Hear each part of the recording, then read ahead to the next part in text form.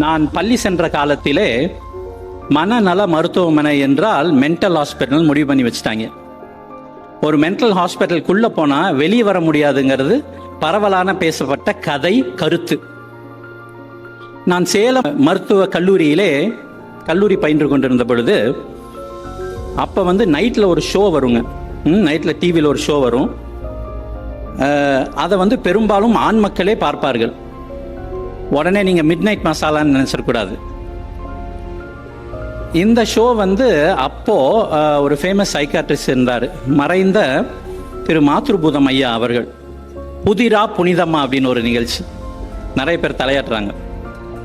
அந்த நிகழ்ச்சி இல்லைங்க, செக்ஸ் பத்தின நிகழ்ச்சி. அது இரவு தான் வரும். இரவு நேரத்தில் அவரும் ஒரு பெண் டாக்டரும் சேர்ந்து ரசிகர்கள் எழுதிய கடிதங்களுக்கு அது செக்ஸ் பத்தின சந்தேகங்களை தீர்ப்பார்கள். சரிங்களா?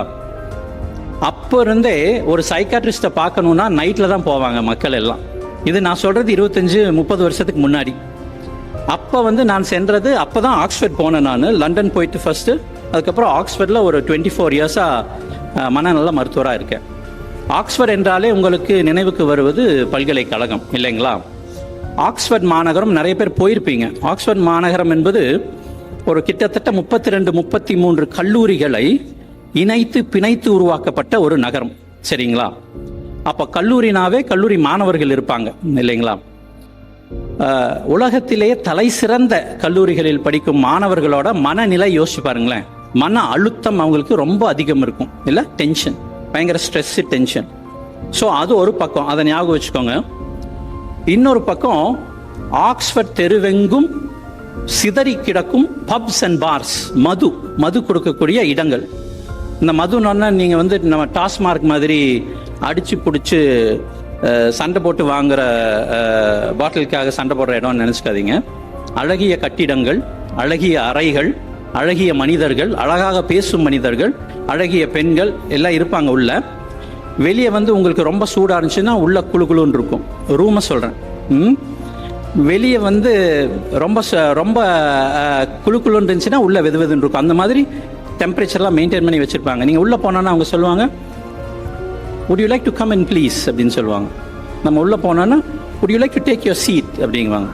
அதுக்கப்புறம் what would you like to drink, அவங்க கேட்குற விதத்திலேயே உங்களுக்கு குடிக்கணும்னு தோணிரும்.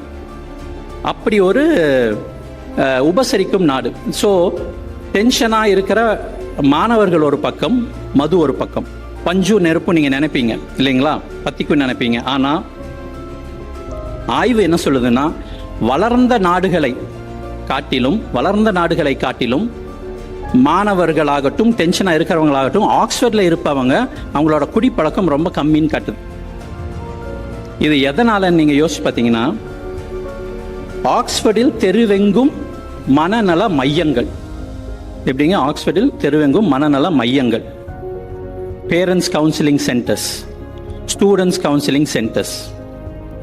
சரி, அது இருக்கிறது ஒரு பக்கம் இருக்கட்டுங்க. அதை தேடி போகும் மாணவர்கள், அதை தேடி போகும் பெற்றோர்கள். சரிங்களா?